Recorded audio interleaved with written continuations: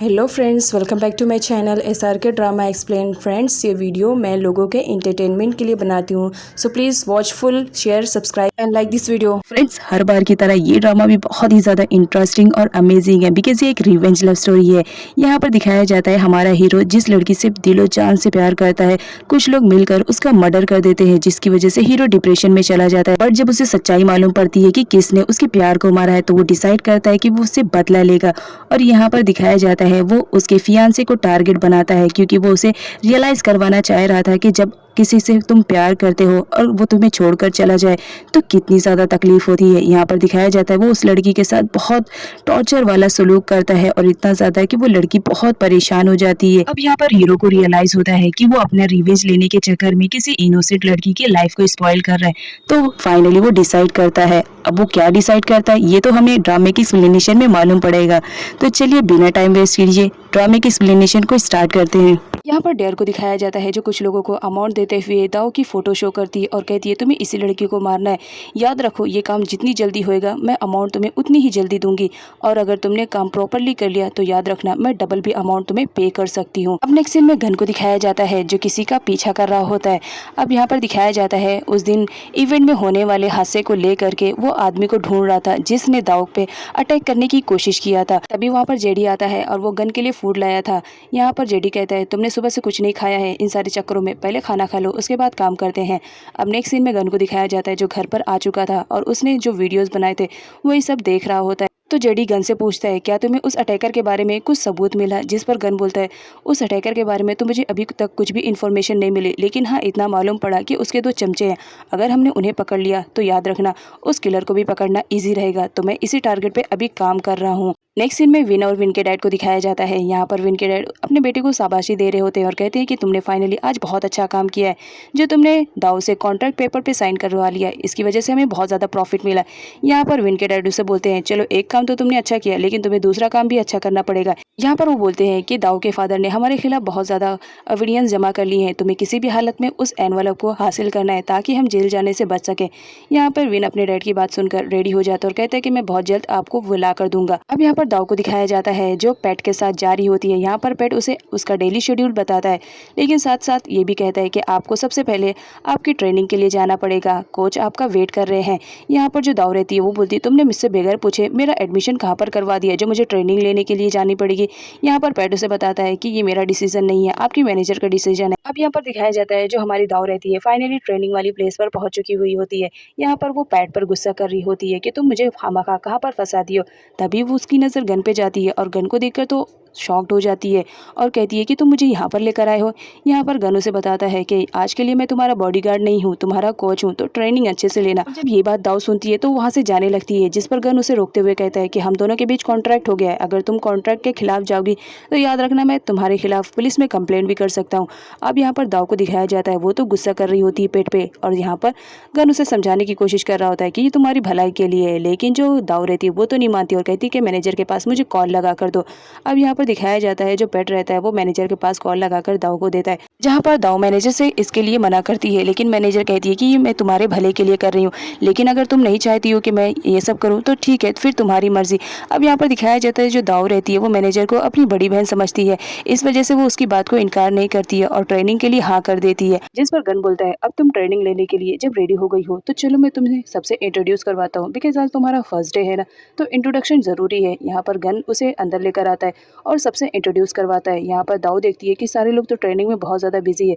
यहाँ पर गन सबसे पहले उसे इंट्रोड्यूस करवाता है जेडी से और दाव से कहता है ये तुम्हारी बॉडी मूवमेंट की ट्रेनिंग देंगे। गन देखता है कि दाव को तो जरा भी इंटरेस्ट नहीं है, तो वो उसका हाथ पकड़ लेता है और कहता है चलो और भी लोगों से तुम्हें इंट्रोड्यूस करवाना है, बिकॉज फर्स्ट डे है तुम्हारा। अब यहाँ पर वो सेकंड मिलवाता है उसे विट से। यहाँ पर जो हमारी दाव रहती है विट से मिलकर थोड़ी हैप्पी हो जाती है। विट कहता है तुम्हें देखकर बहुत ज़्यादा खुशी हुई, क्योंकि जो हमारी दाव रहती है वो एक सेलिब्रिटी रहती है और वो वहाँ पर आई हुई रहती है, तो सारे लोग तो उसी की खूबसूरती को देखते रहते हैं। अब यहाँ पर गन दाव को बोलता है कि विट तुम्हारा बॉक्सिंग ट्रेनर है, तो बॉक्सिंग की ट्रेनिंग तुम्हें उससे ही लेनी पड़ेगी। यहाँ पर दाव बोलती है कि ये क्या हार्ड होगा, जिस पर विट बोलता है हार्ड नहीं है, अगर तुम डेली प्रैक्टिस करोगी तो ये बहुत ईजी है।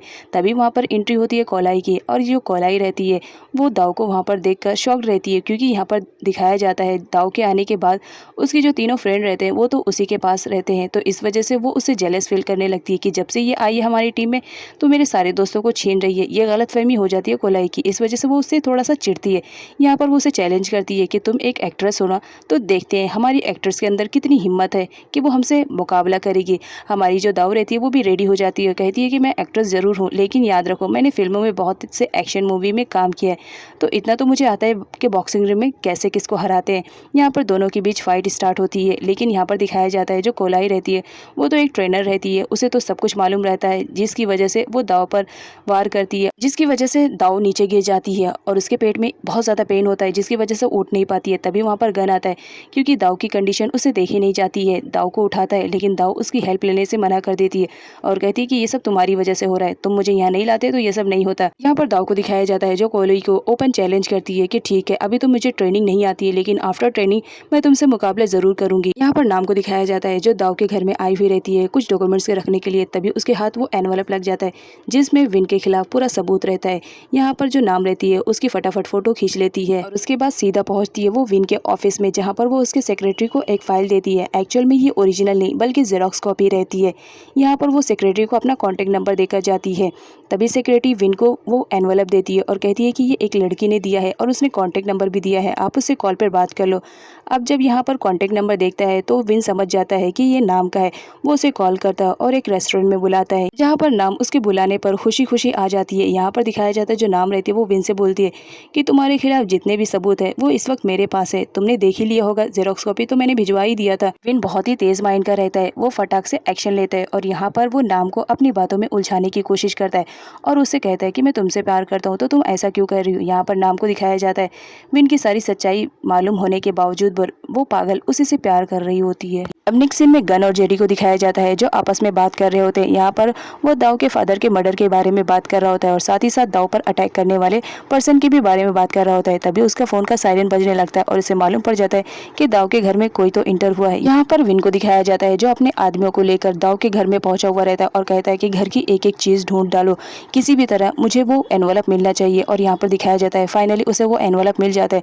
वो एनवलप खोलकर देखता है जिसमें उसके खिलाफ बहुत सारे सबूत रहते हैं। वो कहता है कि दाऊ के फादर ने तो हमें जेल भिजवाने का पूरा प्लान बना लिया था, अच्छा हुआ कि उनकी डेथ हो चुकी है। अब यहाँ पर जब ये बात गन सुनता है तो वो समझ जाता है कि दाऊ के फादर की डेथ के पीछे भी इन्हीं लोग का हाथ है। लेकिन वो पागल दाऊ जो इसके प्यार में पड़ी हुई है उसे तो कुछ भी दिखाई नहीं दे रहा है कि एक्चुअल में उसका दुश्मन कौन है।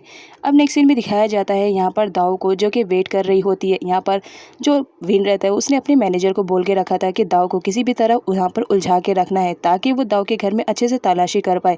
यहाँ पर दाऊ मैनेजर को बोल रही होती है कि और कितना टाइम लगेगा, मुझे घर भी तो जाना है। जिस पर मैनेजर बोलता है कि बस 2 मिनट रुकिए सर, आने ही वाले हैं। अब यहाँ पर वो उसे कॉल करके बता देता है कि दाऊ को आपका वेट कर रही है, जितनी जल्दी हो सके उसके घर से निकलो।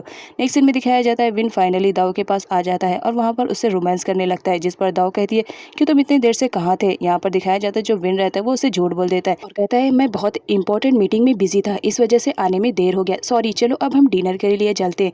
यहाँ पर जो दाऊ रहती है वो बोलती है ठीक है चलो, ऑलरेडी मैंने डिनर मंगवा लिया था लेकिन वो ठंडा हो गया होगा, चलो दूसरा मंगवाते हैं। उसके बाद सीन दिखाया जाता है दोनों डिनर कर लेते हैं। उसके बाद वो घर जा ही रहे होते हैं जहाँ पर विन की मुलाकात उसकी गर्लफ्रेंड डेयर से होता है और वो एक नए लड़के के साथ थी। ये देखकर विन तो जल भुन जाता है, लेकिन वहाँ दाऊ रहती है इस वजह से वो कुछ नहीं बोलता है। यहाँ पर जो डेयर रहती है वो कॉन्ग्रेचुलेशन करती है कि तुम दोनों की तो जल्दी शादी होने वाली है, जल्दी हो जाए यही मेरी ब्लेसिंग रहेगी। यहाँ पर जो हमारी दाऊ रहती है वो उसे थैंक्स बोलती है। अब नेक्स्ट सीन में विन को दिखाया जाता है जो दाऊ को उसके घर पे ड्रॉप करने के लिए चला जाता है। यहाँ पर वो दाऊ के फॉरवर्ड पे किस करता है और कहता है कि तुम मेरे लिए बहुत ज़्यादा लकी हो, जब से तुम मेरी लाइफ में आई हो मेरी लाइफ बहुत ही ज़्यादा हैप्पी हो गई है, अपना ख्याल रखना। यहाँ पर दिखाया जाता है जेडी को जो कि उन दोनों का पीछा कर रहा होता है और सारी इन्फॉर्मेशन वो गन को बताता है। यहाँ पर दिखाया जाता है गन तो अपने प्लानिंग के अकॉर्डिंग काम करने पे पूरा रेडी था, तभी वहाँ पर दाऊ आती है जहाँ पर वो लेमन्स को फेंक देता है।